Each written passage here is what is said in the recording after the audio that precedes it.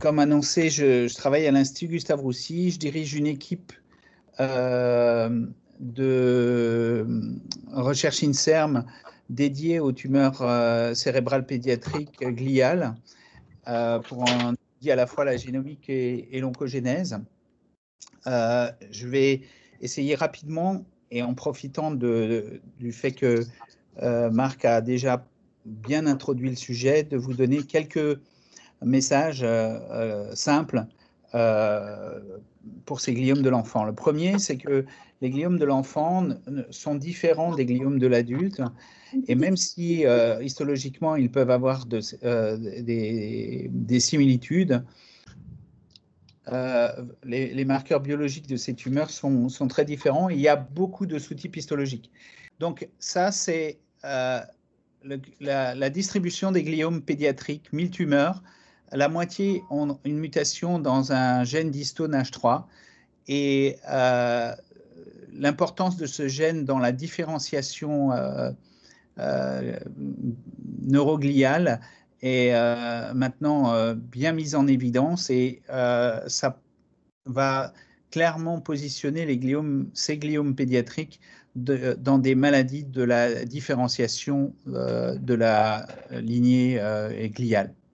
Et puis, vous avez d'autres tumeurs un peu moins fréquentes, les tumeurs IDH1 en rouge, des tumeurs qui ressemblent à des tumeurs de bas grade, et puis en gris, un espèce de terrain en friche où on n'a pas encore bien identifié les déterminants. Donc, il reste du travail à faire pour caractériser ces tumeurs. Alors, si on s'intéressait au grade, Marc vous a parlé du grade. Eh ben, en pédiatrie, le grade, on sent, bien sûr, grade 3-4, c'est des tumeurs plus agressives, mais c'est plutôt sur les types de tumeurs que va se faire le pronostic, bien plus que le grade. Ensuite, le deuxième élément important, c'est qu'il y a des tumeurs qui surviennent chez les enfants tout petits, et que ces tumeurs-là sont très particulières parce qu'elles sont déterminées par une seule anomalie biologique, et cette anomalie biologique est une translocation qui implique des gènes comme NTRK, comme ROS, comme ALK ou MET, qui vont être à eux seuls suffisants pour entraîner la transformation tumorale. Et là où c'est intéressant, c'est que c'est des tumeurs qui ont une addiction très spécifique à ce mécanisme d'oncogénèse, et que donc les inhibiteurs de NTRK, de ROS ou de ALK ou de MET sont particulièrement efficaces chez ces petits enfants, et que ces tumeurs vont, parce qu'elles ont un traitement ciblé et probablement parce qu'elles évoluent moins vite, avoir un pronostic nettement meilleur que chez les enfants plus grands. Et puis chez les ados, on commence à voir apparaître des tumeurs de type adulte, et un grand chevauchement entre les types de tumeurs.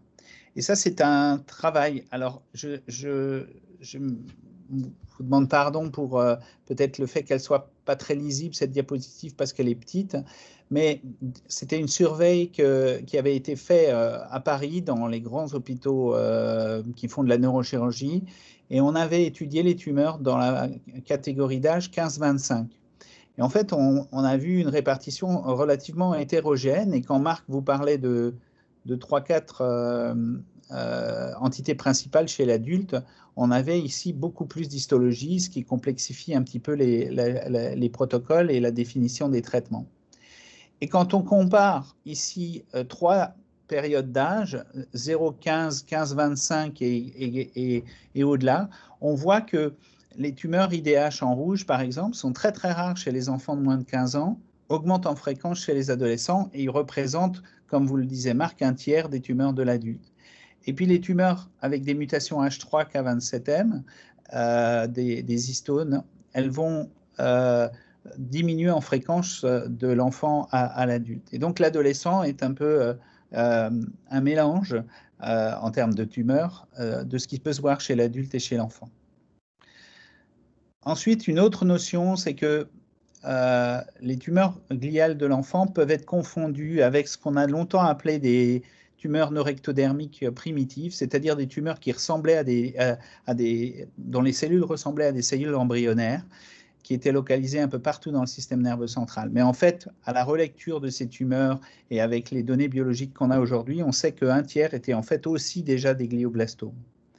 Et ça, c'est une façon de classer les tumeurs par la méthylation de leur ADN à l'aide de puces, et le dendrogramme, qui est un peu difficile à lire parce que petit ici, permet de séparer assez bien les cellules tumorales d'origine et les tumeurs qui donc en sont dérivées, avec une proximité qui peut être assez facilement mesurée entre les différentes entités.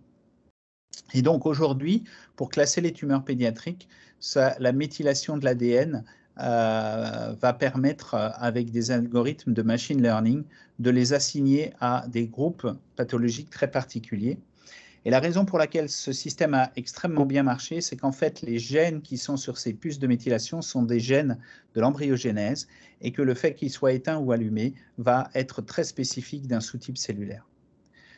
Ensuite, l'autre élément qui me paraît capital, c'est de comprendre que la localisation de la tumeur dirige sa biologie. Et tout simplement parce qu'en fait, dans le balai qui régit la formation d'un gliome et préalablement ça du cerveau, on va avoir des cellules qui vont prendre une position dans le cerveau extrêmement spécifique liée à leur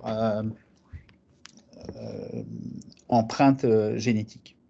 Et donc, comme il viendrait à personne à l'idée de traiter tous les tumeurs du type digestif de la même manière, ben pour le système nerveux central, c'est exactement pareil.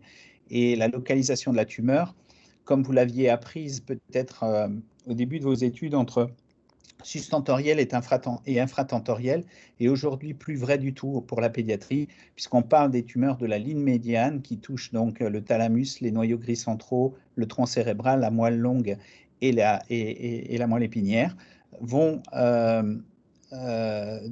séparer donc les tumeurs qui touchent le cortex ou les hémisphères, et les tumeurs du cerveau archaïque reptilien sur la ligne médiane.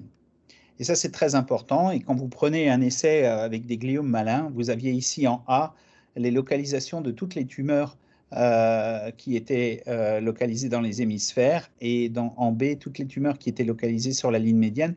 Et vous voyez qu'il y a des épicentres extrêmement importants au niveau des thalamus, notamment dans la ligne médiane. Et donc, cette localisation a un rôle pronostique très important, puisqu'en fait, les tumeurs hémisphériques qui sont en trait plein ici, et les tumeurs de la ligne médiane en trait en pointillé, ont des pronostics très, très différents. Parmi les tumeurs dont on a un peu à parler dans la pédiatrie, il y a les tumeurs avec la mutation K27 des histones. Et cette mutation, elle est extrêmement importante dans ces tumeurs, puisqu'on les retrouve uniquement dans les tumeurs de la ligne médiane en vert ici, alors que les autres types de mutations sont plus répartis au niveau cérébral. Qu'est-ce que fait cette mutation? En fait, elle bloque la différenciation qui est normalement dirigée par PRC2, et elle maintient les cellules tumorales de ces gliomes, le plus fréquent d'entre eux étant le gliome infiltrant du tronc ou DIPG, dans un état de cellules souches tumorales. Et quand on fait des analyses de single cell, 80% des cellules tumorales sont en fait dans un statut de cellules souches. Elles expriment des marqueurs souches parce qu'en fait, elles sont incapables de rentrer en différenciation, et elles maintiennent une espèce de boucle autocrine ici liée au PDGFR-alpha pour permettre ce statut de cellules souches. Et par conséquent, les anomalies en termes de prolifération, en termes d'invasivité, en termes de résistance aux drogues, qui sont des caractéristiques spécifiques des cellules souches du cerveau normal. Alors, il y a d'autres entités qui sont un peu plus rares, et pour des raisons de temps, je ne vais pas trop m'appesantir dessus, mais juste pour dire que même si les tumeurs avec des mutations d'histones représentent le gros de ces tumeurs, il existe tout un tas d'entités dépendantes à chaque fois de cellules souches différentes pour le développement de ces tumeurs. Il y a quelque chose qu'il faut absolument parler en termes de pédiatrie, c'est les prédispositions. Et les trois syndromes les plus fréquents sont le syndrome de Li-Fraumeni lié aux mutations de la P53, les syndromes de déficit de réparation des mésapariments, dont je vous dirai un mot un peu plus, et la neurofibromatose de type 1, qui est surtout accompagnée de gliome de bas grade, que je ne vais pas évoquer aujourd'hui par manque de temps. Alors, le syndrome de déficit constitutionnel de réparation des mésapariments est quelque chose d'extrêmement intéressant parce que c'est un mécanisme de réparation extrêmement crucial dans le maintien dans le maintien du génome.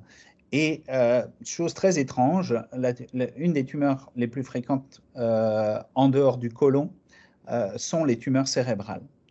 Et les tumeurs cérébrales, c'est ce qui touche les enfants.